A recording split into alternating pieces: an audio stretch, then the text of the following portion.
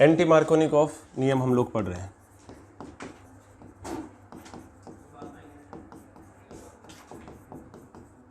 Anti Markovnikov rule, या इसको हम लोग खराश इफेक्ट भी बोल रहे हैं, या परऑक्साइड इफेक्ट। सही है। देखो हमारे पास में कंपाउंड था CH2 CH3 CH double bond CH2, ये मॉलिक्यूल था। इसकी रिएक्शन जब हम लोग HBr के साथ में करवा रहे हैं तो इस स्टेप में हमारा मार्कोनिकॉफ रूल फॉलो हो रहा है और H plus less crowded side पे जुड़ेगा और कंपाउंड बनेगा CH3 CH और CH3, यहाँ पॉजिटिव बनेगा और उसके ऊपर आपका क्या आ जाएगा Br। कायरल सेंटर नहीं है तो एक ही प्रोडक्ट बनेगा। लेकिन अगर इसी कंपाउंड के अंदर हम लोग HBr की रिएक्शन करा रहे हैं in presence of alkyl peroxide that is R2O2, तो R2O2 की प्रेजेंस में मार्कोनिकॉफ नियम के बिल्कुल अपोजिट काम करना है, तो यहाँ पर एंटी मार्कोनिकॉफ रूल फॉलो होगा और जो प्रोडक्ट बनेगा जहाँ पे H लेस क्राउडेड पे जोड़ा इस बार मोर क्राउडेड पे जोड़ना है, तो यहाँ से बन जाएगा CH2 और यहाँ पे बनेगा CH2 और इसके ऊपर Br। तो प्रोडक्ट जो है वो एंटी मार्कोनिकॉफ नियम के अनुसार बना है। इसी इफेक्ट को हम लोग नाम क्या दे रहे हैं, परऑक्साइड इफेक्ट और खराश इफेक्ट। समझ में आ रही बात। अब यहाँ पर एक इंपॉर्टेंट चीज़ आपको ध्यान रखनी है। पहली चीज़ तो एंटी मार्कोनिकॉफ रूल है क्या,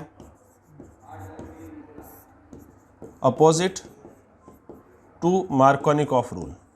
क्या ये मार्कोनिकॉफ नियम का बिल्कुल अपोजिट है। कब ऑब्जर्व होता है, इन प्रेजेंस ऑफ ऑर्गेनिक परऑक्साइड्स। क्या ये सिर्फ जब ऑर्गेनिक परऑक्साइड यूज करते हैं तभी ये ऑब्जर्व होता है, in presence of organic peroxide only with HBr, observed only with HBr। ये चीज़ अपने लिए इंपॉर्टेंट है। HCl HI HF इन सब के साथ में हमारा ये ऑब्जर्व नहीं होगा। अब ये एंटी मार्कोनिकॉफ नियम जो है ये किस तरीके से काम करता है उसका मैकेनिज्म सीखते हैं हम लोग, कि हमारे पास में कंपाउंड है CH3 CH double bond CH2, हम लोग इसकी रिएक्शन करा रहे हैं HBr in presence of R2O2, तो कंपाउंड यहाँ से बन रहा है CH3 CH2 एंड Br। इस रिएक्शन का मैकेनिज्म अगर हम लोग देखें तो ये फ्री रेडिकल मैकेनिज्म रिएक्शन होती है। फ्री रेडिकल मैकेनिज्म, देखो फ्री रेडिकल मैकेनिज्म तो अगेन रिएक्शन 3 स्टेप में होगी, chain initiation, chain propagation and chain termination. तो स्टेप 1 की बात करते हैं हम लोग। R2O2 हमारे पास में सॉल्यूशन में है, इसका मतलब पहला रेडिकल आसानी से बन नहीं रहा है, ये स्टेप फर्स्ट मान लिया अपन ने। ये चेन इनिशिएशन स्टेप का फर्स्ट है, ये 2 मोल्स ऑफ RO रेडिकल्स में कन्वर्ट होगा। ये स्टेप कितनी बार चाहिए होगा, ओनली 1 टाइम। समझ में आ गया। स्टेप सेकंड की अगर हम लोग बात करें, अब ये चेन प्रोपोगेशन स्टेप में आ गया। RO रेडिकल जो है वो HBr के साथ में रिएक्शन करेगा, ये इंटरेक्ट करेगा, तो यहाँ से कंपाउंड क्या बन गया ROH, सॉरी ये आपका चेन इनिशिएशन स्टेप का ही पार्ट है ना, ROH प्लस साथ में हमें क्या मिल गया Br रेडिकल। ये दोनों ही स्टेप हमें 1 टाइम चाहिए। ये चेन इनिशिएशन स्टेप के ही 2 स्टेप्स हैं। इसके बाद स्टेप थर्ड जो है वो चेन प्रोपोगेशन स्टेप आ गया। चेन प्रोपोगेशन स्टेप में हमारे पास में ये जो एल्कीन है CH3 CH double bond CH2, इसके साथ में ये Br रेडिकल जो है वो इंटरेक्ट करेगा, ठीक है ना। Br रेडिकल इंटरेक्ट करेगा इस तरीके से। Br जो है लेस क्राउडेड कार्बन पे जाके जुड़ा है। यहाँ पर क्यों जुड़ा, ये स्टेप इसका RDS भी है। इससे फ़ायदा ये होगा कि जो रेडिकल बनेगा वो एक 2 डिग्री रेडिकल है, बोलो, और 2 डिग्री रेडिकल जो है वो ज़्यादा स्टेबल है। अगर Br इस कार्बन पे जोड़ देते तो रेडिकल 1 डिग्री बनता और 1 डिग्री रेडिकल क्या होता, अनस्टेबल। तो Br का राइट साइड में या लेस क्राउडेड साइड में जुड़ने का कारण है कि बनने वाला रेडिकल जो है कार्बन रेडिकल वो क्या बनेगा, स्टेबल बनेगा। इसलिए Br कहाँ जुड़ा है, राइट साइड में। समझ में आ गया। उसके बाद में स्टेप 4 की अगर हम लोग बात करें, ये चेन प्रोपोगेशन स्टेप्स हैं। इसके अंदर हमारे पास में CH radical CH2 and Br जो है ये अगेन हमारा HBr के साथ में इंटरेक्ट करेगा, तो ये रेडिकल और ये इस तरीके से यहाँ से H को एब्स्ट्रैक्ट कर लेगा, कंपाउंड क्या बना CH3 CH2 एंड Br, और साथ में क्या मिल गया हमें Br रेडिकल। अब ये दो स्टेप्स जो है ना, ये फिर Br रेडिकल एल्कीन के साथ में जाकर इंटरेक्ट करेगा, ये मिलियंस ऑफ टाइम रिपीट हो जाएंगे, क्यों? और फिर लास्ट में चेन टर्मिनेशन स्टेप आ जाएगा। तो ये दोनों तो चेन इनिशिएशन थे, ये दोनों चेन प्रोपोगेशन, और आगे वाले जो है चेन टर्मिनेशन स्टेप्स आ जाएंगे। क्लियर हो गई बात? तो एंटी मार्कोनिकॉफ नियम काम कैसे कर रहा है ये तो क्लियर है। अब इसमें इंपॉर्टेंट बात क्या ध्यान रखनी है, हमने बोला कि एंटी मार्कोनिकॉफ नियम जो है वो सिर्फ HBr के साथ ऑब्जर्व होता है और किसी के साथ ऑब्जर्व नहीं होता है। तो उसका कारण क्या है वो समझते हैं। तो उसका कारण है हमारे पास में एनर्जेटिक्स, और ये पूरी चीज जो है वो एक्सपेरिमेंटल है। हम लोग एक टेबल बना रहे हैं, देखो हमने जो पिछली जो अभी रिएक्शन लिखी थी, इसमें स्टेप सेकंड और स्टेप थर्ड के बारे में मैं एनर्जी की बात कर रहा हूँ, ध्यान से समझ लेना। स्टेप सेकंड और स्टेप थर्ड की एनर्जेटिक्स की बात कर रहे हैं हम लोग। भाई हमारे पास में 4 कंपाउंड है, HF है, HCl है, HBr और HI। इन चारों के साथ में अगर हम लोग बात करें कौन कौन से स्टेप्स की, एक तो हम लोग स्टेप सेकंड की बात कर रहे हैं,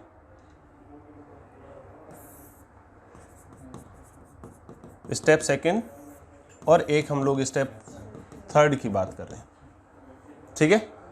स्टेप सेकंड HF के लिए होता है एंडोथर्मिक, तो जब ये स्टेप सेकंड एंडोथर्मिक है तो F रेडिकल बन ही नहीं रहा है, तो स्टेप थर्ड तो होना संभव ही नहीं। HCl के साथ में भी ये एंडोथर्मिक है, तो स्टेप थर्ड यहाँ पर होगा नहीं। HBr के साथ में स्टेप सेकंड जो है वो आपका है एक्सोथर्मिक, तो ये प्रोसीड कर जाएगा। उसके आगे वाला स्टेप थर्ड जो है वो भी होता है एक्सोथर्मिक, तो रिएक्शन का आगे प्रोसीड करना फेवरेबल कंडीशन है। HI के साथ में स्टेप सेकंड जो है अगेन वो है आपका एक्सोथर्मिक, तो स्टेप सेकंड तो होता है HI के साथ में, लेकिन स्टेप थर्ड जो है वो हो जाता है एंडोथर्मिक, यहाँ पे एनर्जी देनी पड़ जाती है। तो ज़्यादा फेवरेबल कंडीशन कौन सी हुई बताओ? ये भी स्टेप एक्सोथर्मिक, ये भी एक्सोथर्मिक, इसलिए हमेशा ध्यान रखें कि ऑब्जर्व ओनली विथ HBr, और किसी के साथ में ये ऑब्जर्व नहीं होगा। कारण समझ में आ गया? आपसे पूछा जा सकता है कि एंटी मार्कोनिकॉफ नियम is observe only with HBr, क्यों? तो उसके अंदर सीधा सिंपल सा कारण है कि स्टेप सेकंड और स्टेप थर्ड दोनों ही क्या है, इसमें एक्सोथर्मिक है। HI के साथ में स्टेप थर्ड जो है वो क्या है, एंडोथर्मिक है। तो इस चीज़ को आपको ध्यान रखना है। क्लियर हो गई बात? मार्कोनिकॉफ और एंटी मार्कोनिकॉफ नियम दोनों में चीज़ें क्लियर हो गई।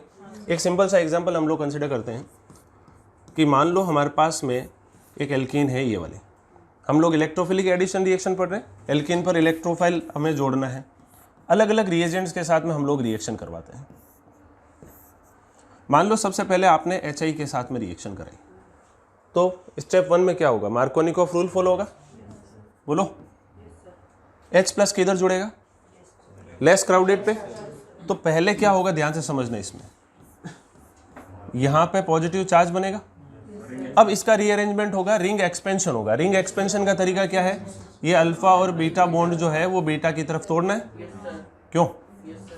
तो यहाँ पे बनेगा नेगेटिव, एक पॉजिटिव यहाँ पर और एक नया पॉजिटिव ये, फिर इन दोनों को आपस में क्या कर देना है, जोड़ देना है। तो यहाँ से 6 मेंबर की रिंग बन गई, यहाँ पॉजिटिव और उसके पास में एक मिथाइल, फिर इसमें हाइड्रेट शिफ्ट होगा, H- शिफ्ट, ये रिंग एक्सपेंशन हो रहा है, रीअरेंजमेंट ऑफ कार्बोकेटाइन हो रहा है। तो यहाँ से एक 3 डिग्री कार्बोकेटाइन बन गया, यहाँ पॉजिटिव चार्ज, और इसके ऊपर हमारा I- का अटैक होगा, और फाइनल जो प्रोडक्ट बनेगा वो क्या बन गया, यहाँ पर आयोडीन। ये पूरा रीअरेंजमेंट का प्रोसेस है, सही है। तो इसका फाइनल प्रोडक्ट जो है वो तो वहाँ लिखा हुआ है।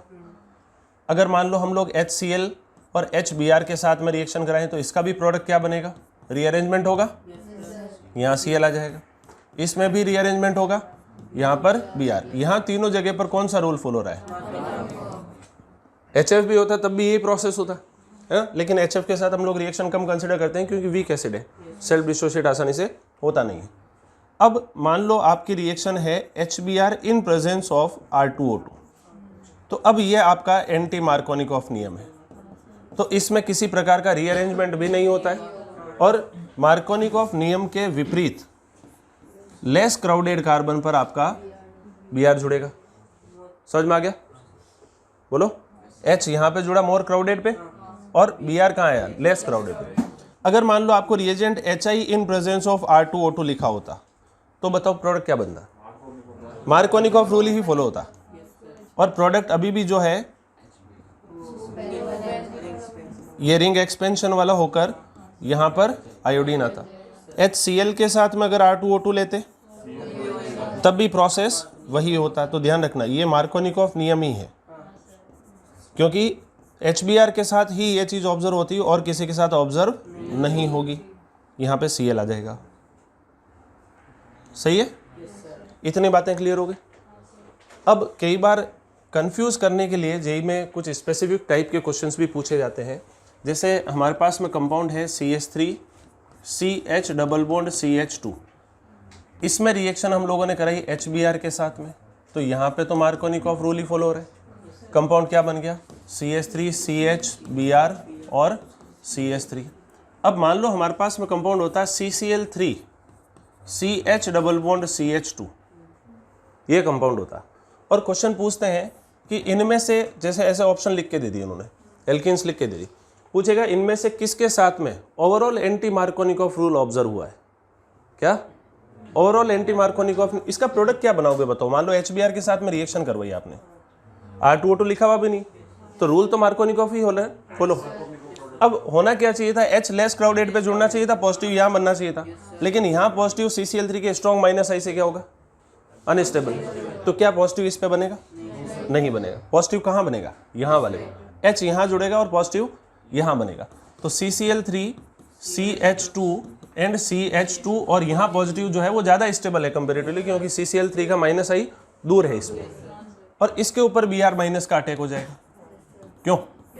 तो फाइनल जो कंपाउंड बनेगा वो CCl3 CH2 CH2 and Br। तो प्रोडक्ट तो देखो मार्कोनिकॉफ नियम का पालन करते हुए ही बना है, लेकिन देखने में ऐसा लग रहा है कि एंटी मार्कोनिकॉफ नियम के हिसाब से बना है। बोलो। तो यहां पर हम लोग लिख सकते हैं overall anti Markovnikov rule is observe. क्यों? ऐसा क्वेश्चन जेईई में आ रखा है, पहले भी शीट में भी आपको मिल जाएगा, है ना? लेकिन एक्चुअल में रूल क्या फॉलो हुआ है? मार्कोनिकॉफ।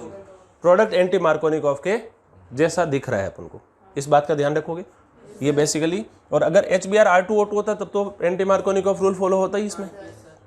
इतना क्लियर हो गया?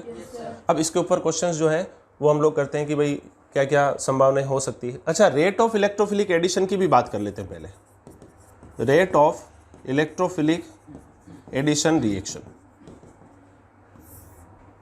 बताओ किसके ऊपर डिपेंड करेगी रेट? कि भाई हमारा इलेक्ट्रोफाइल जब जाके जुड़ रहा है तो एक कार्बोकेटाइन इंटरमीडिएट बन रहा है, तो rate of electrophilic addition is directly proportional to stability of carbocation formed. Initially जो कार्बोकेटाइन बन रहा है उसकी स्टेबिलिटी जितनी ज़्यादा होगी, रेट ऑफ इलेक्ट्रोफिलिक एडिशन उतनी ही ज़्यादा रहेगी। और बनने वाला कार्बोकेटाइन कब स्टेबल हो सकता है? जब उसके ऊपर ब्रांचिंग ज़्यादा हो। बोलो। और जब ब्रांचिंग ज़्यादा होती है तो एल्कीन की स्टेबिलिटी क्या होती है? बढ़ती। बोलो। यानी यहाँ पर अब देखो कंसेप्ट क्या है कि रेट ऑफ इलेक्ट्रोफिलिक एडिशन जो है वो डायरेक्टली प्रोपोर्शनल है स्टेबिलिटी ऑफ एल्कीन। क्या? एल्कीन जितनी ज़्यादा स्टेबल होगी उसके अंदर इलेक्ट्रोफिलिक एडिशन उतना ही फास्ट होगा। अभी बोलने के लिए तो बिल्कुल विपरीत बात होगी कि भाई स्टेबल है तो रिएक्शन कर ही क्यों रहा है? क्यों? लेकिन स्टेबिलिटी ऑफ एल्कीन ज़्यादा होगी तो ब्रांचिंग ज़्यादा होगी। ब्रांचिंग ज़्यादा होने पर कार्बोकेटाइन की स्टेबिलिटी भी क्या होती है? ज़्यादा। और एल्कीन की स्टेबिलिटी कब बढ़ती है? इलेक्ट्रॉन रिलीजिंग ग्रुप से भी बढ़ती है, +I +M हाइपर कॉन्जुगेशन, ये सब रेजोनेंस वगैरह। और ऐसा होने पर बनने वाला कार्बोकेटाइन भी क्या होगा? स्टेबल होगा। तो इनडायरेक्ट वे में अगर हम लोग बात करें तो क्या है? स्टेबिलिटी ऑफ एल्कीन के डायरेक्टली प्रोपोर्शनल है, which is directly proportional to crowding. क्यों?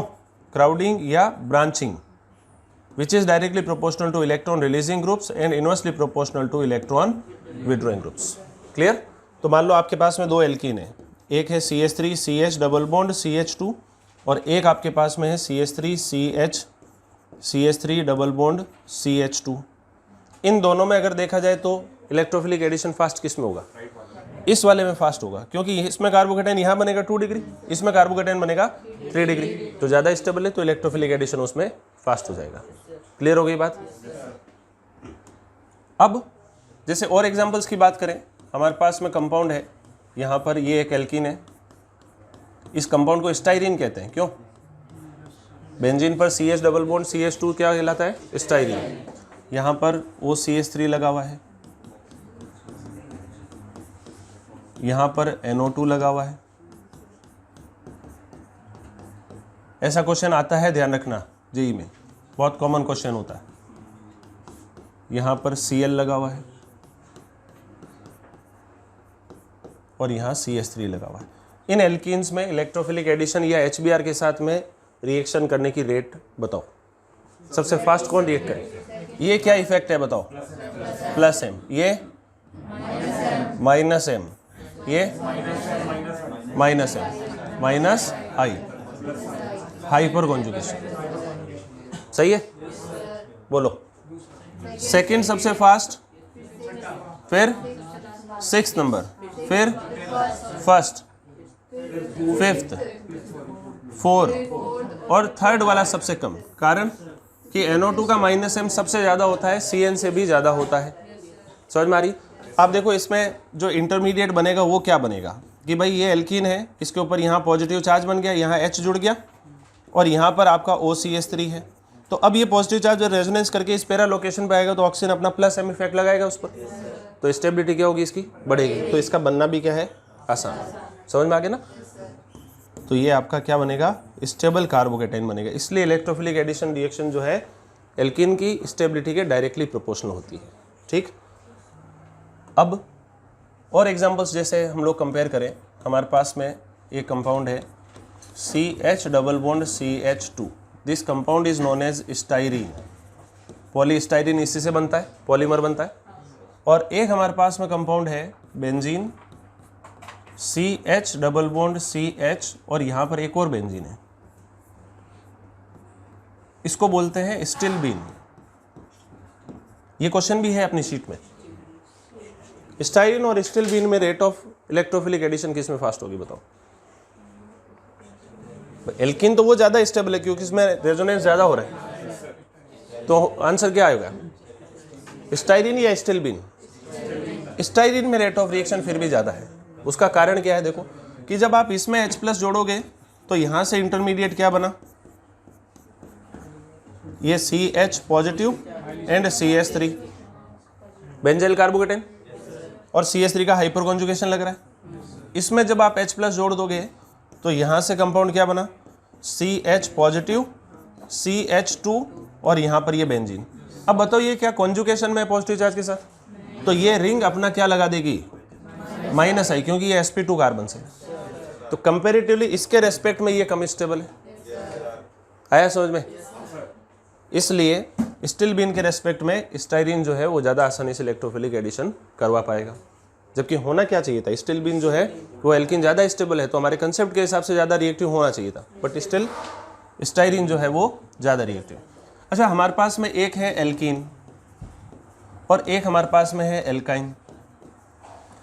कोई भी एल्कीन है, मान लो जैसे C डबल बॉन्ड C इस तरीके से, और एल्काइन जो है वो इस तरीके से है। मुझे दो चीज़ों की रेट कंपेयर करनी है।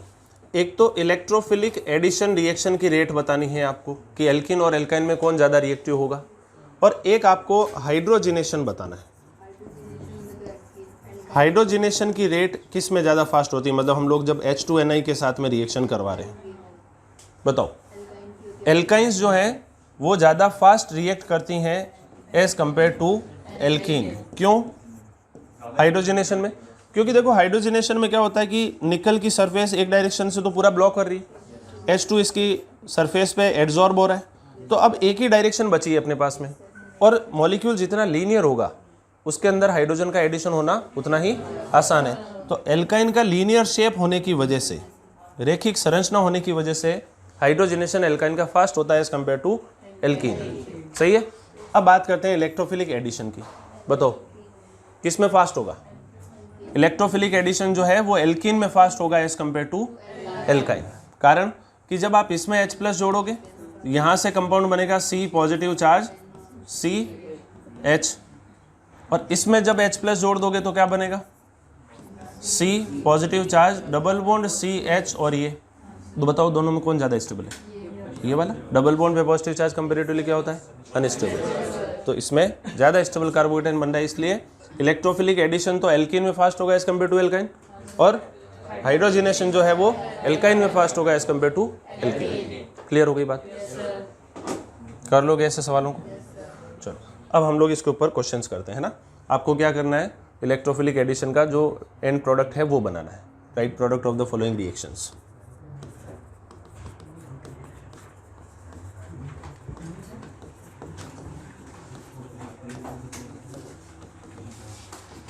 फटाफट अटेम्प्ट करना है इसको।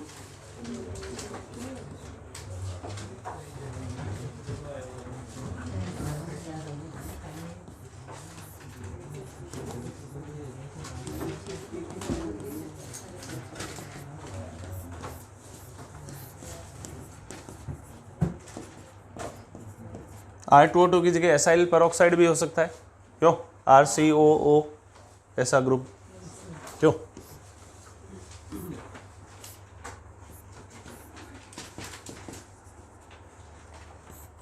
फटाफट से अटेम्प्ट कर दो इसको। रीअरेंजमेंट की रिक्वायरमेंट है तो रीअरेंजमेंट कराना है।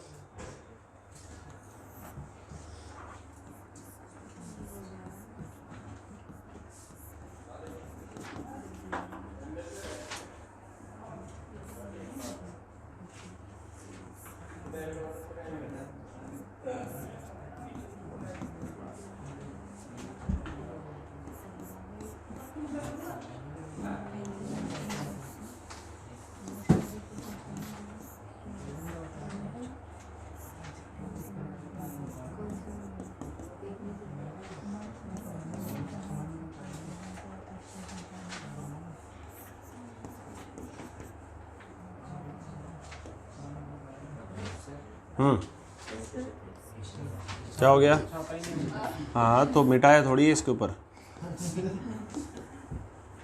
ये जो दिख रहा है वो करते जो, उसमें क्या फर्क पड़ रहा है।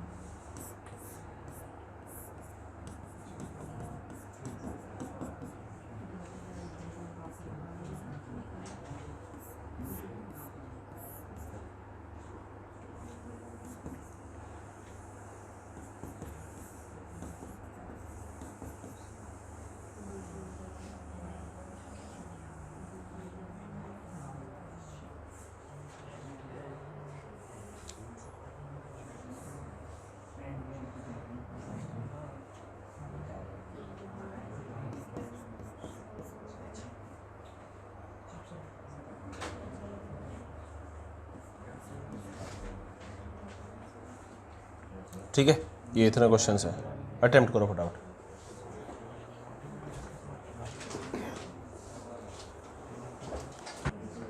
ये लास्ट वाला ढंग से करना, ये वाला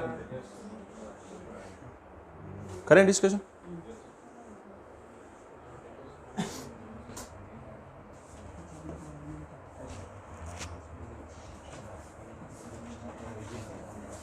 देखो पहले वाले में HBr का एडिशन होगा,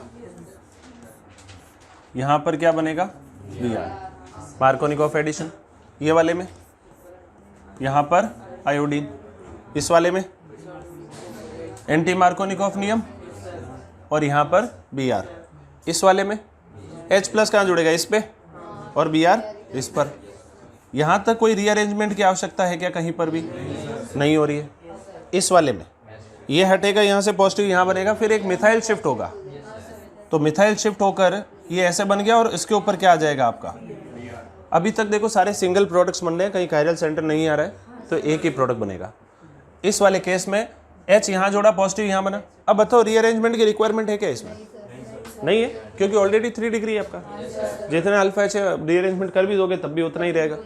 तो फिर इसमें इसी कार्बन पे आप Br जोड़ दो, सही है। इस वाले में भाई पॉजिटिव यहाँ बना, सॉरी H यहाँ जुड़ा, पॉजिटिव यहाँ बना। अब अगर आप मिथाइल शिफ्ट करवा भी देते हो तब भी वो सेम ही बन जाएगा, तो कोई फायदा होगा नहीं उससे। तो यहाँ पर आयोडीन, हाँ एक और मिथाइल कर दो, एक और मिथाइल जोड़ दी। इस वाले में ये तो अभी कर ही चुके हम लोग, यहाँ पर आयोडीन, इसमें H इधर और B आयोडीन इधर। अब यहाँ प्रोडक्ट्स कितने बनेंगे, 2 बनेंगे, क्योंकि ये कायरल सेंटर है D प्लस L।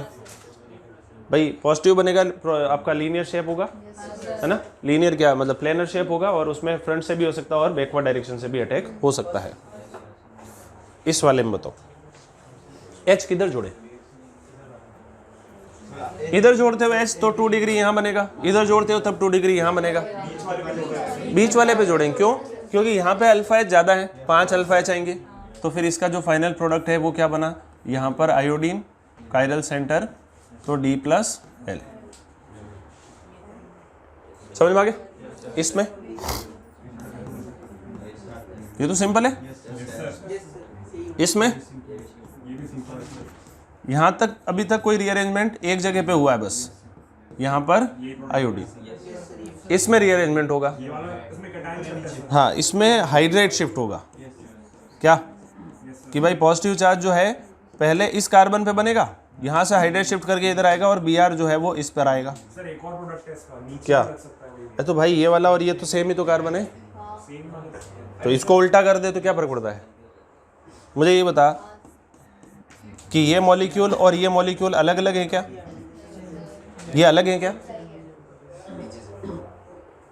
भाई। यहाँ से इधर करा चाहे यहाँ से इधर करा, बात तो एक ही है ना, तो ये तो एक ही तो मॉलिक्यूल है। आ गया समझ में। इस वाले में बताओ Na किधर जोड़े और Br किधर जोड़े, Br बीच वाले पे, Na राइट वाले पे, Br बीच वाले पे और Na राइट वाले। पक्का यहाँ पे किसी प्रकार की रिएक्शन होगी ही नहीं। दिमाग कहाँ है बताओ, क्यों नहीं होगी। मैंने अभी लास्ट क्लास में क्या बताया था, Na प्लस इलेक्ट्रोफाइल होता है क्या, तो जब इलेक्ट्रोफाइल है ही नहीं तो Br अकेला क्या कर लेगा, बोलो होगी क्या रिएक्शन। ये वाला इसमें देखो इलेक्ट्रोफाइल अलग से ले रखा है H प्लस, तो अब इसमें क्या हो जाएगा, Br बीच में आ जाएगा। तो इस चीज़ का ध्यान रख लेना आप लोग। इस वाले में HI भी है और HF भी है, बोलो क्या बनेगा। यहाँ पर क्या जोड़े, आयोडीन, फ्लोरीन जोड़े या आयोडीन जोड़े, या दोनों बना दे।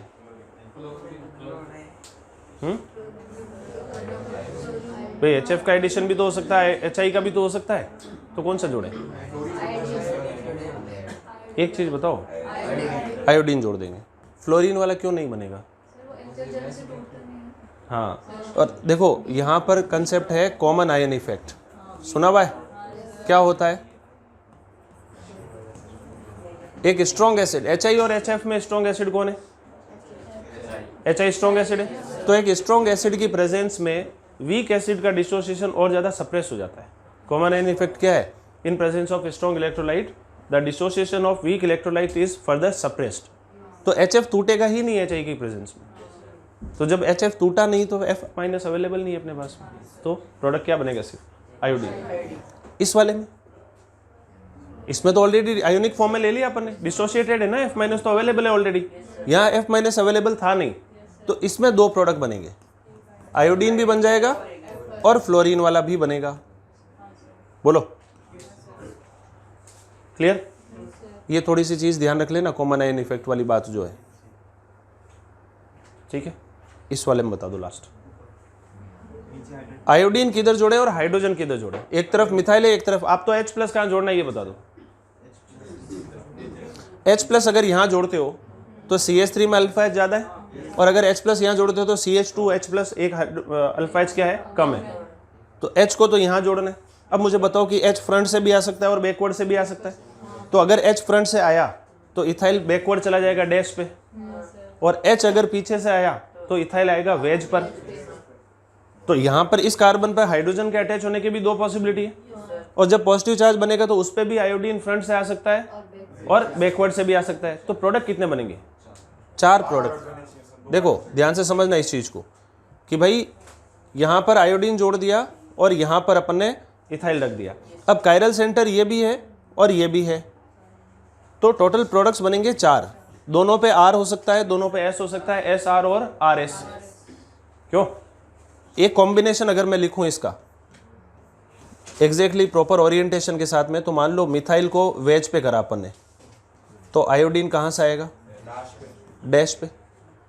हाइड्रोजन अगर मान लो वेज पे है तो इथाइल जो ग्रुप है वो कहाँ है? डैश पे। ये एक पॉसिबिलिटी लिखी है इसमें से, आ गया समझ में? ऐसे करके 4 पॉसिबिलिटीज और होगी। क्लियर हो गई बात? यहाँ तक कोई डाउट है तो बताओ। ठीक है, तो ये आपका फर्स्ट टाइप का जो एडिशन है that is addition of HX, वो कंप्लीट हो गया। ठीक, अब आगे की जो रिएक्शंस हैं वो बड़ी आसान है। सेकेंड टाइप हम लोग जो पढ़ रहे हैं that is addition of H2। ये इंपॉर्टेंट है और यहाँ से क्वेश्चन ज़्यादा आते हैं। एडिशन ऑफ H2 हम लोग 3 प्रकार से पढ़ेंगे। एक पढ़ेंगे हम लोग acid catalysed hydration, acid catalysed hydration. ये अल्कोहल की जो E1 रिएक्शन आपने पढ़ी ना, उसकी जस्ट अपोजिट रिएक्शन है। क्या? Acid catalysed hydration. दूसरी, इसको हिंदी में बोलेंगे अम्ल उत्प्रेरित हाइड्रोजनीकरण। क्या? हाइड्रोजनीकरण क्या? जल योजन। अम्ल उत्प्रेरित जल योजन, मतलब वाटर के मॉलिक्यूल को ऐड करना है एसिड की प्रेजेंस में, है ना। दूसरा हमारे पास में होता है ऑक्सीमर्क्यूरेशन एंड डीमर्क्यूरेशन, ऑक्सीमर्क्यूरीकरण तथा विमर्क्यूरीकरण। और तीसरा हमारे पास में होता है हाइड्रोबोरीकरण ऑक्सीकरण, हाइड्रोबोरेशन ऑक्सीडेशन। तीनों ही इंपॉर्टेंट रिएक्शंस हैं। इसमें ये तो क्लासिकल कार्बोकेटाइन मैकेनिज्म से चलती है, जबकि ये वाली reaction non classical carbocation mechanism से चलती है। तो जहाँ क्लासिकल होगा वहाँ रीअरेंजमेंट होगा, जहाँ नॉन क्लासिकल होगा वहाँ रीअरेंजमेंट नहीं होगा, और इसका तो बिल्कुल एक डिफरेंट ही मैकेनिज्म है। ठीक, हाँ, ओवरऑल वो अभी अपन डिसाइड करेंगे। तो फर्स्ट नंबर हम लोग पढ़ रहे हैं दैट इज एसिड कैटेलाइज्ड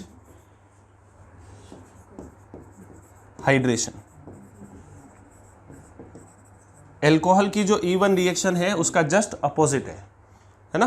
तो देखो ध्यान से समझना, एल्कोहल की E1 रिएक्शन से आपने क्या करा? डिहाइड्रेशन करवाया था, एल्कीन बनाया था, बोलो, और वहां पे कंसंट्रेटेड H2SO4 वगैरह आपने यूज किया था। यहाँ पे आप डाइल्यूट H2SO4 यूज करोगे, ठीक है, और वापस से एल्कीन के से वापस प्रोडक्ट क्या बनेगा? एल्कोहल। तो मान लो आपके पास में कंपाउंड है CH3CH डबल बॉन्ड CH2। आपने क्या करा? डाइल्यूट H2SO4 के साथ में रिएक्शन कराई। डाइल्यूट H2SO4 हो सकता है, डाइल्यूट आपके पास में H3PO4 हो सकता है, H+H2O लिखा हो सकता है, इस तरीके से। डाइल्यूट HNO3 जनरली तो हम लोग नहीं यूज़ करते हैं, बट मोस्टली केसेस में आपको डाइल्यूट H2SO4 देखने को मिलेगा। H2O के साथ H2SO4 लिख दे या H+H2O लिख दे, इस तरीके से कॉम्बिनेशन लिखा मिलता है। तो हमें पता है कि यहाँ से H+ मिलने वाला है, तो H+ मार्कोनिकॉफ नियम के अनुसार क्या कहाँ जुड़ेगा? लेस क्राउडेड कार्बन पर, क्योंकि H2SO4 से क्या मिल रहा है अपन को? H+। तो कंपाउंड बनेगा CH3CH positive charge and CH3। ये कार्बोकेटाइन इंटरमीडिएट है तो इसका रीअरेंजमेंट भी पॉसिबल है, बोलो, इट में रीअरेंज। अब बताओ यहाँ पर न्यूक्लियोफाइल कौन है? न्यूक्लियोफाइल कौन है? HSO4 माइनस नहीं, H2 जो पानी है, H2O क्या, तो H2O इटसेल्फ पूरा अटैक करेगा, तो कंपाउंड बनेगा CH3 CH, ये OH2 पूरा अटैक करेगा, ध्यान रखना, और ये CH3, और इसमें से एक H प्लस बाहर आ जाएगा, तो फाइनल कंपाउंड क्या बन गया, CH3 CH OH and CH3। आगे बात समझ में। तो एल्कीन से फिर से हमने क्या बना दिया, एल्कोहल। अब एक चीज़ और ध्यान रखना, नॉर्मल रूम टेम्परेचर्स पे अगर डाइल्यूट H2SO4 के साथ में अगर किसी एल्कीन को आपने ट्रीट किया है तो एल्कोहल बन जाता है। लेकिन एनसीईआरटी में एक लाइन और भी लिखी हुई है कि अगर आप हायर टेम्परेचर्स पे जैसे कि 80 डिग्री सेल्सियस पर इसका आप कंसनट्रेटेड H2SO4 के साथ में रिएक्शन करा दी तो एक तरफ तो H जुड़ जाएगा और दूसरी तरफ HSO4 माइनस जुड़ जाएगा। क्या, इस चीज़ का भी आपको खास ध्यान रखना है। वो एक पर्टिकुलर स्पेसिफिक रिएक्शन है, concentrated H2SO4 at higher temperatures like 80 degree Celsius.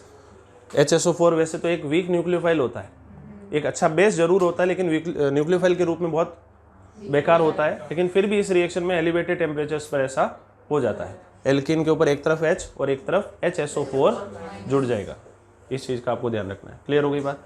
Rearrangement possible है, कायरल सेंटर अगर एक बनता है तो प्रोडक्ट कितने बनेंगे, दो कायरल सेंटर होते तो 4। पहली रिएक्शन क्लियर है, कोई दिक्कत इसमें। सेकेंड रिएक्शन जो है दैट इज ऑक्सीमर्क्यूरेशन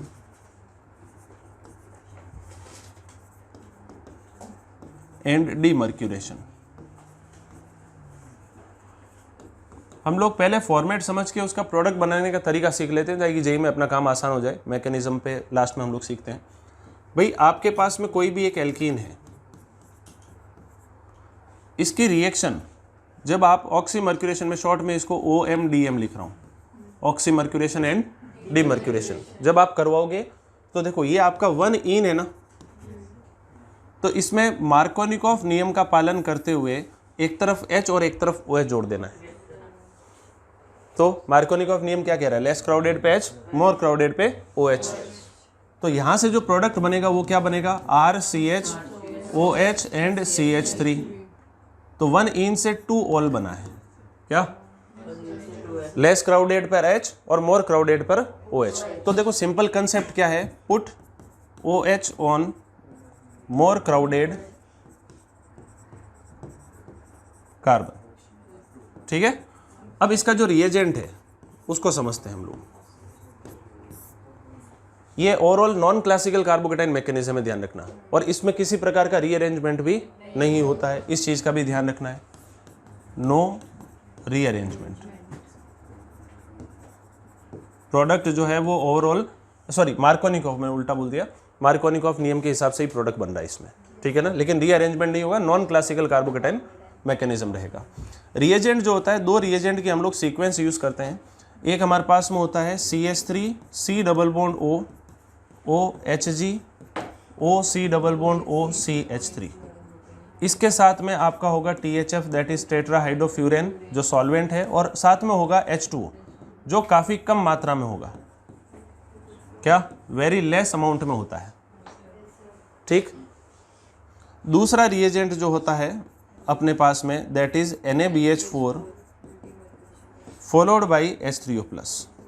तो ये वाला जो प्रोसेस है फर्स्ट वाला, ये तो होता है ऑक्सीमर्क्यूरेशन, मतलब इसमें ऑक्सीजन और मरकरी जुड़ रहा है, और ये कहलाता है डीमर्क्यूरेशन जिसमें मरकरी बाहर निकल रहा है। अब कई बार कंफ्यूज करने के लिए इस चीज को देखो, रिएजेंट में इलेक्ट्रोफाइल कौन है और न्यूक्लियोफाइल कौन है, इसका भी आइडेंटिफिकेशन अपन को होना चाहिए। तो हमारे पास में ये जो कंपाउंड है CH3 C double bond O OHG OC double bond O and CH3, ये जो हमारे पास में कंपाउंड है इसको आप ऐसे भी लिख, देखो इसको SeO ग्रुप लिख सकते हैं, SeO, ये कितना है, होल ट्वाइस Hg, ऐसे भी लिखा हो सकता है, ठीक।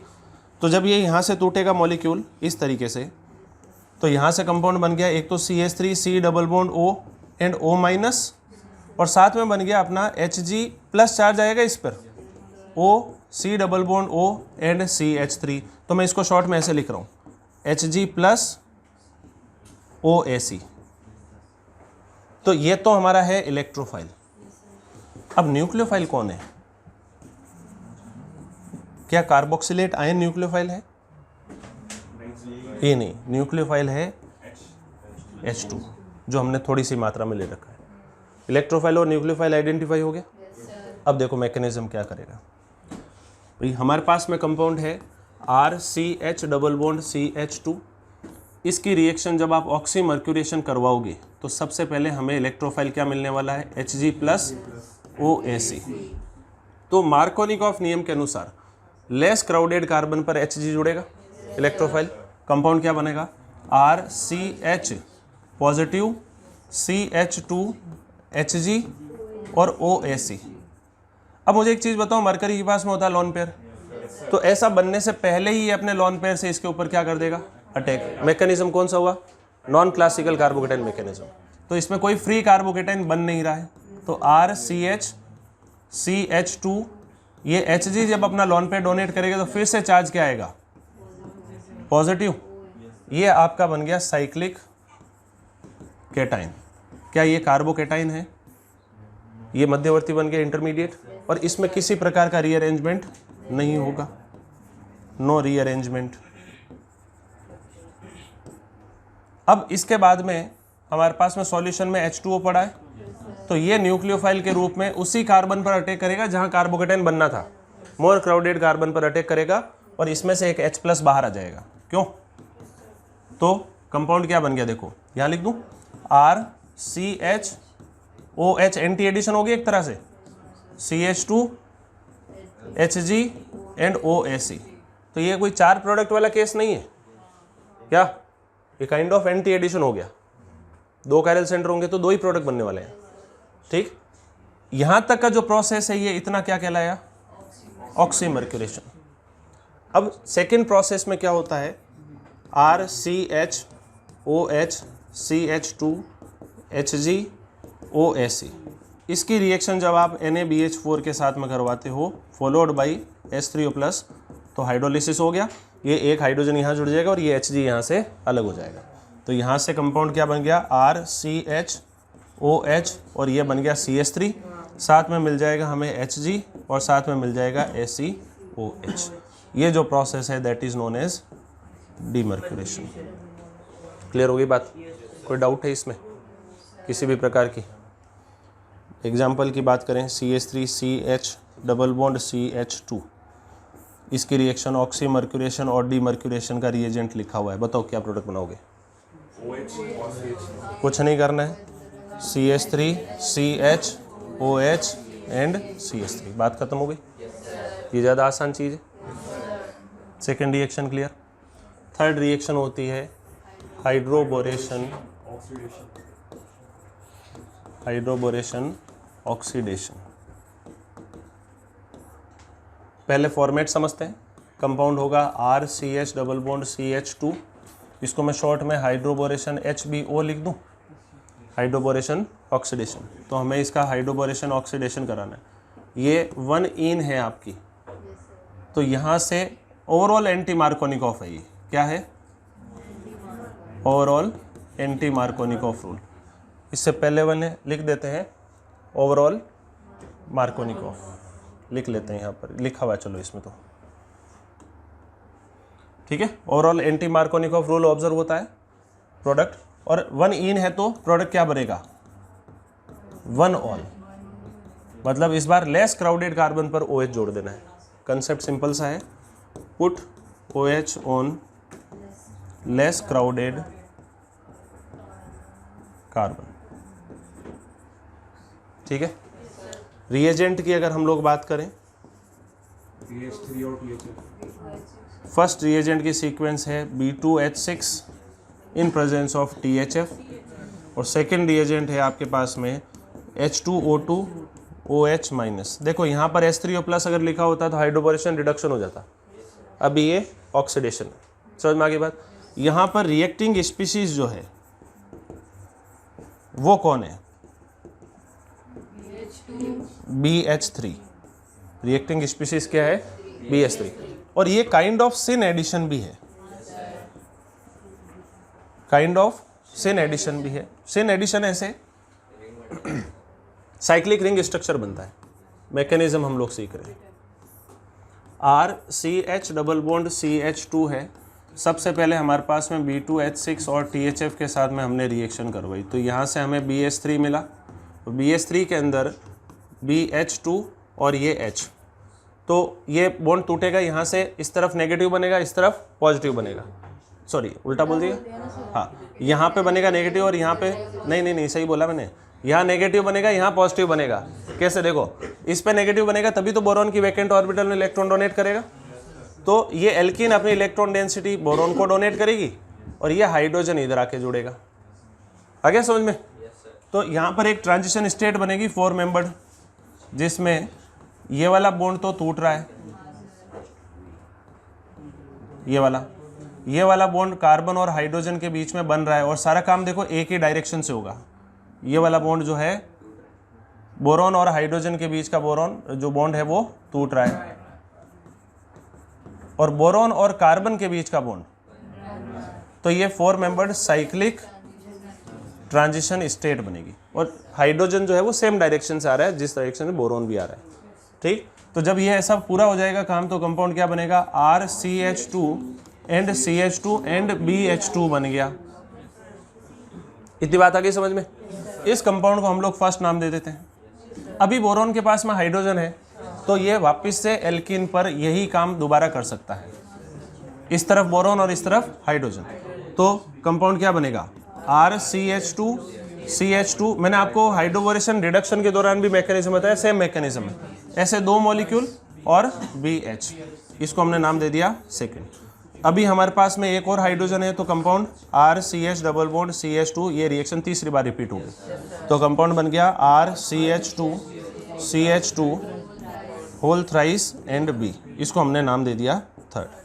अब चाहे तो आप भले फर्स्ट स्टेप में यूज़ करो, चाहे सेकेंड या थर्ड, इन तीनों में से किसी भी अंदर आप H2O2 OH माइनस जब डाल दोगे तो ये बोरॉन हट के उसकी जगह पर OH आ जाएगा। तो कंपाउंड क्या बन गया? RCH2 CH2 एंड OH, ये फाइनल प्रोडक्ट है। तो ज़्यादा आसान क्या बात है? ये वाली put OH on less crowded carbon, बात खत्म हो गई। अब एक बात आपको और ध्यान रखनी है, तीनों रिएक्शनों में अंतर क्या है वो भी हम लोग थोड़ा सा सीख लेते हैं। अभी हाइड्रोबोरेशन ऑक्सीडेशन हम लोग पढ़ रहे हैं, तो हम लोग जहाँ पे B2H6 डाइबोरेन यूज़ कर रहे हैं उसकी जगह पर कुछ अल्टरनेट रिएजेंट को भी यूज़ किया जा सकता है। जी, एडवांस पॉइंट ऑफ व्यू से ये चीज़ इंपॉर्टेंट है, तो यहाँ पर मैं लिख देता हूँ नोट बना के। In place of B2H6 we can also use some alternate reagents.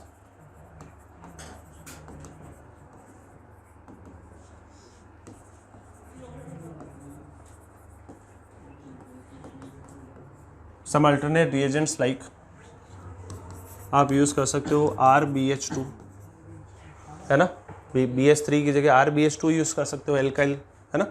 दूसरा आप यूज़ कर सकते हो SiA2BH। अब ये क्या होता है? This is known as di secondary isoamyl borane. Di secondary isoamyl borane, isoamyl group ये होता है, ऐसे 2, तो डाई सेकेंडरी आइसोएमाइल बोरेन ये भी लिखा हो सकता है। बाकी तो हाइड्रोजन है ही है यहाँ पर, CH3 वगैरह। और तीसरा एक अल्टरनेट रिएजेंट है, दैट इज 9BBN, है ना, इसको बोलते हैं 9 बोरा बाईसाइक्लोनोनेन। 9 बोरा बाईसाइक्लोनोनेन ये भी रिएजेंट है। क्या होता है देखो, हमारे पास में ये कंपाउंड है, ये एक एल्कीन है, इसकी रिएक्शन जब BH3 के साथ में होती है तो ये BH3 इसके अंदर एडिशन करवा देता है, और हमारा जो कंपाउंड है वो इस तरीके से बन जाता है, यहाँ BH और ये, इसी को बोल रहे हैं हम लोग क्या, 9BBN। ये बाईसाइक्लो कंपाउंड है ना, 9 के ऊपर तो बोरेन आ गया और बाईसाइक्लोनोनेन है। अब आप एग्जैक्टली नाम लिखना हो तो इधर 1 2 3 3.3.1 प्रॉपर नाम क्या है, 9 बोरा बाईसाइक्लो 3.3.1 नोनेन, ऐसे ही तो लिखते हैं। क्लियर हो गया? कई बार किताबों में इसको ऐसे भी लिखा होता है। कितने हो गए? 1 2 3 4 5 6 7 8 ही हुए क्या? ये कार्बन कम कर दिया। हाँ सही तो था यार, हाँ सही था। ये ऐसे बोरॉन ब्रिज हेड के रूप में काम कर रहा है इस तरीके से। आ गया समझ में? ये 9 है, तो अल्टरनेट रिएजेंट्स आप यूज़ कर सकते हो। क्लियर? अब एक बात आपको और सीखनी है, तीनों रिएक्शनों में अंतर क्या है ये देखो। मान लो हमारे पास में ये कंपाउंड है, इसकी रिएक्शन एक बार तो हम लोग डाइल्यूटेड H2SO4 के साथ में करा रहे हैं, एक बार हम लोग इसका रिएक्शन ऑक्सीमर्क्यूरेशन डीमर्क्यूरेशन करा रहे हैं, और एक बार हम लोग हाइड्रोबोरेशन ऑक्सीडेशन करा रहे हैं। तीनों के प्रोडक्ट में क्या अंतर आएगा बताओ? फर्स्ट वाले में रीअरेंजमेंट होगा और यहाँ पर OH आएगा। दूसरे वाले में किसी प्रकार का रीअरेंजमेंट नहीं है, लेकिन ओवरऑल मार्कोनिकॉफ रूल फॉलो होगा, कायरल सेंटर है। तीसरे वाले में लेस क्राउडेड कार्बन पर OH। ये तीनों में अंतर है। सीधा प्रोडक्ट बनाना आ गया? कोई डाउट है तो बताओ। Addition of H2O clear? Third number, ये जो अभी काम सीख रहे हैं ना, ये सारे एल्काइंस में भी है, एग्जैक्टली सेम मैकेनिज्म के साथ चलते हैं, तो वहाँ पे हम लोग ज़्यादा दिमाग नहीं लगाएंगे, सीधा प्रोडक्ट लिखने सीखेंगे। तीसरी जो रिएक्शन है that is addition of X2 का एडिशन। आपके पास में कंपाउंड है RCH डबल बॉन्ड CH2। इसकी रिएक्शन जब आप X2 के साथ में कराओगे तो इसका प्रोडक्ट बनाना बड़ा आसान है, एंटी एडिशन हो जाएगा, है ना? दिस इज एंटी एडिशन और non classical carbocation mechanism follow हो रहा है और किसी प्रकार का रीअरेंजमेंट नहीं होगा। और मार्कोनिकॉफ नियम का ही पालन हो रहा है, ध्यान रखना। क्या रूल अभी भी कौन सा फॉलो हो रहा है? मार्कोनिकॉफ। एंटी एडिशन पे विसिनल डाइहैलाइड्स इसमें बनते हैं। मैकेनिज्म देखो सिंपल सा है, हमारे पास में RCH डबल बॉन्ड CH2, हमारे पास में X2 की रिएक्शन हो रही है तो हमारे पास में X प्लस भी होगा और X माइनस भी होगा। सिंपल सा प्रोसेस है। X प्लस इलेक्ट्रोफाइल है तो लेस क्राउडेड कार्बन पे जुड़ा, कंपाउंड क्या बनेगा? RCH CH2 और ये X, इसके ऊपर लॉन पेयर है, यहाँ पॉजिटिव चार्ज, ये अपने लॉन पेयर से अटैक कर देगा, तो यहाँ से साइक्लिक हेलोनियम आयन इंटरमीडिएट बनेगा। दिस इज साइक्लिक हेलोनियम, गेट खोले ना यार, और इसके ऊपर X माइनस उसी कार्बन पे अटैक करेगा मोर क्राउडेड पर, X माइनस न्यूक्लियोफाइल है ना, और कहाँ से? एंटी डायरेक्शन से, और इसमें रीअरेंजमेंट भी नहीं होगा, ध्यान रखना, ठीक है? तो कंपाउंड क्या बनेगा? RCHX and CH2X। सिंपल सा प्रोसेस।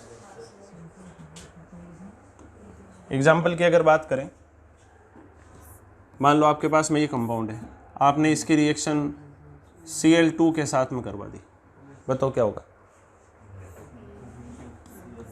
एक Cl यहाँ जोड़ोगे, एक Cl यहाँ जोड़ोगे, Cl2 में तो कोई दिक्कत ही नहीं। लेकिन अगर मान लो इसी कंपाउंड की रिएक्शन आपने ICl के साथ में कराई, इंटर हेलोजन कंपाउंड के साथ में, तो इसमें इलेक्ट्रोफाइल कौन है? I प्लस, और न्यूक्लियोफाइल कौन है? Cl minus. तो इलेक्ट्रोफाइल कहाँ जोड़ोगे? लेस क्राउडेड पे, यहाँ आयोडीन और यहाँ पर Cl, कायरल सेंटर, तो 2 प्रोडक्ट बनेंगे। This is not a case of 4 products. समझ में आ गया ना? उसके अलावा एक चीज़ आपको और ध्यान रखनी है, IBR भी यूज़ कर सकते हो। इसमें प्रोडक्ट क्या बन जाएगा? इंटर हेलोजन कंपाउंड यूज़ करना ज़्यादा बेहतर है। क्यों? लेकिन इसमें एक चीज़ ध्यान रखने वाली ये है कि I2 का एडिशन जो होता है ना, वो इस तरीके से नहीं होता है। मान लो आपके पास में ये एल्कीन है, आपने इसके अंदर I2 का एडिशन करवा दिया, तो प्रोडक्ट ये बनना चाहिए, लेकिन ये हाईली अनस्टेबल है। This is highly unstable 1,2 di iodic. तो इसमें से फिर से I2 बाहर आ जाएगी और फिर से क्या बन जाएगी? एल्कीन। तो I2 is not added this way. इस तरीके से I2 का एडिशन नहीं होता है। क्लियर हो गई बात? कोई दिक्कत इसमें? अब देखो यहां तक तो चीजें क्लियर है। अगर रेट ऑफ रिएक्शन की बात करें तो इंटर हेलोजन कंपाउंड्स के साथ में रेट फास्ट होगी। ICl और IBr में फास्ट कौन रिएक्ट करेगा बताओ? ICl देन IBr फिर Br2 एंड देन Cl2। और F2 का एडिशन भी नहीं होता है। F2 is not added this way. F2 का भी नहीं होगा बिकॉज बोलो F plus is not possible. F plus जो है वो पॉसिबल नहीं होता है। क्लियर हो गई बात?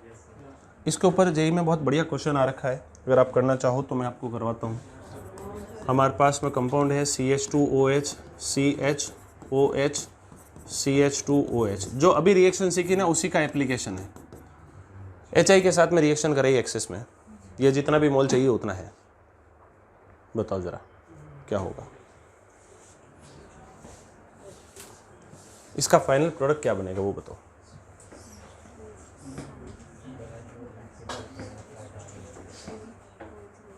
अटेम्प्ट करो इसको। आपके हिसाब से क्या बनना चाहिए इसका प्रोडक्ट?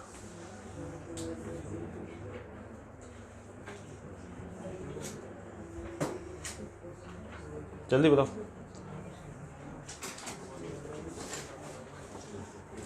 क्या करें?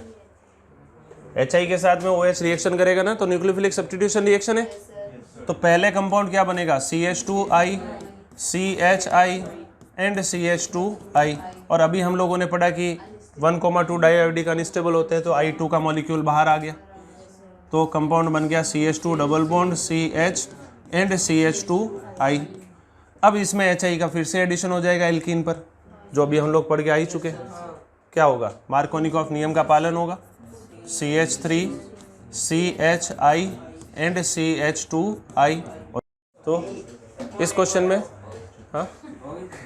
चलो इस क्वेश्चन में देखो करना क्या है कि भाई हमारे पास में ये जो कंपाउंड है HI के साथ में रिएक्शन कराएंगे। HI के साथ कराएंगे तो पहले तीनों जगह पे आयोडीन आ गया। इसमें से 1,2 डाइआयोडिक अनस्टेबल है तो I2 बाहर निकाला हमने।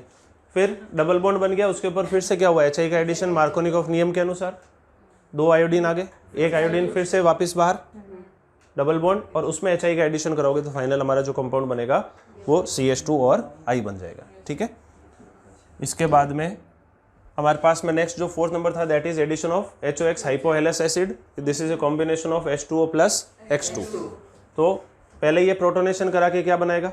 ये कंपाउंड बनाएगा, और इसमें से H2O का मॉलिक्यूल बाहर आएगा तो कंपाउंड बन गया X प्लस और H2O। न्यूक्लियोफाइल कौन है? H2O, और इलेक्ट्रोफाइल कौन है? X plus. तो मार्कोनिकॉफ नियम के अनुसार लेस क्राउडेड कार्बन पे आपको क्या जोड़ना है? X प्लस, और मोर क्राउडेड पर OH। Anti addition process, overall Markovnikov rule. उसके बाद में हमारे पास में इसका मैकेनिज्म देख लो, सिंपल सा है।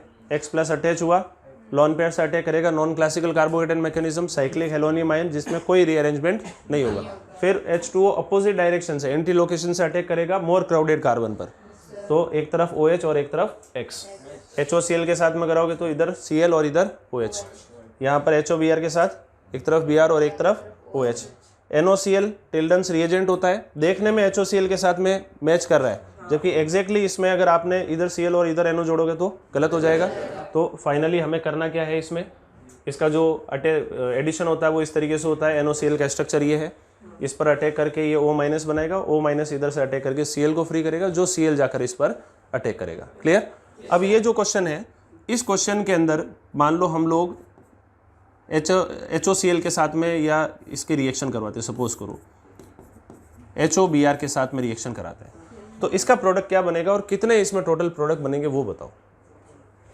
क्या होना चाहिए बोलो।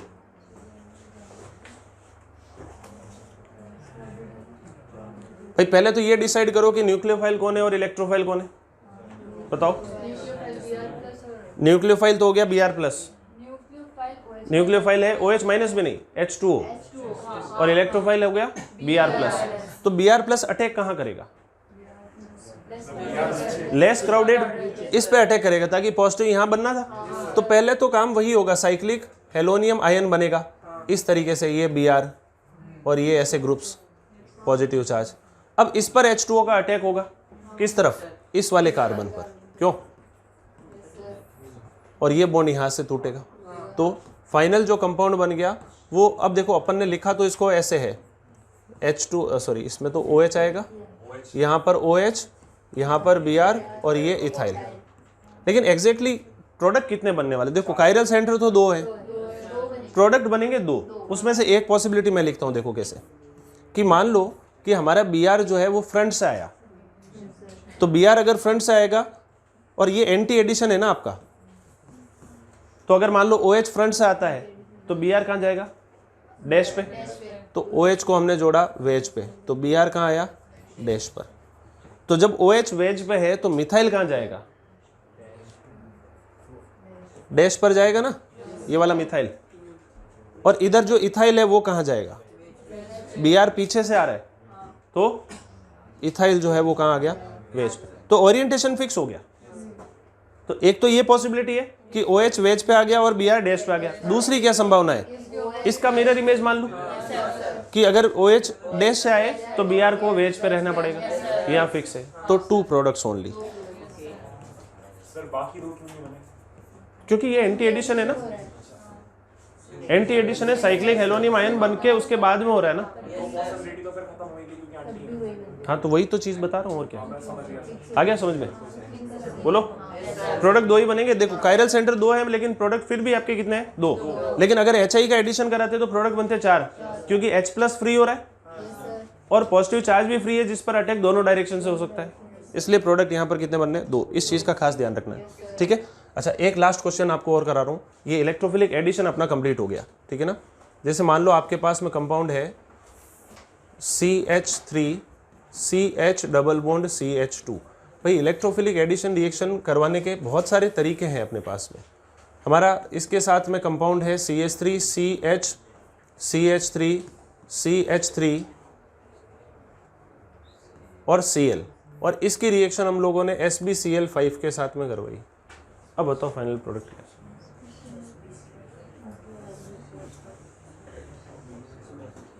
इसका रिएक्शन का प्रोडक्ट बताओ।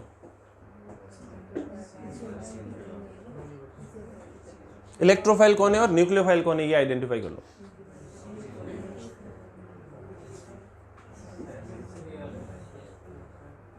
बोलो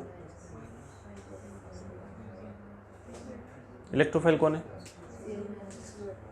Cl माइनस, माइनस होने पर इलेक्ट्रोफाइल कैसे होता है, कुछ भी बोल रहे हो, बोलो। SbCl5 क्या होता है, सचिन बता। क्या होता है SbCl5, लुईस एसिड होता है कि नहीं होता। अरे यार ये अभी बताया था ना, ये क्या है आपका लुईस एसिड। आपने फ्रीडल क्राफ्ट रिएक्शन पढ़ रखी है, क्या होती है, CH3C CH3 CH3 और Cl, इसके साथ में SbCl5 जो है वो लुईस एसिड है, ये अपने लॉन पेयर से इसके ऊपर अटैक करेगा वैकेंट ऑर्बिटल में। तो ये बेसिकली क्यों लिया हुआ है हमने, Cl को बाहर करने के लिए लिया हुआ है, और यहाँ पर बन गया पॉजिटिव चार्ज और साथ में बन गया SbCl6 माइनस। इसमें से हमें एक Cl माइनस मिल जाएगा जो है हमारा न्यूक्लियोफाइल, और ये है हमारा इलेक्ट्रोफाइल। तो बात खत्म हो गई ना। कंपाउंड क्या बनेगा, CH3 CHCl CH2। इलेक्ट्रोफाइल तो लेस क्राउडेड पर ही जुड़ेगा, ये फाइनल प्रोडक्ट है। आगे ना Cl में रीअरेंजमेंट करा के यहाँ मत ले आना उसको, क्योंकि यहाँ अल्फा ज़्यादा है। आ गया समझ में। तो इलेक्ट्रोफिलिक एडिशन जो है वो आपका कंप्लीट हो गया सारे टाइप का।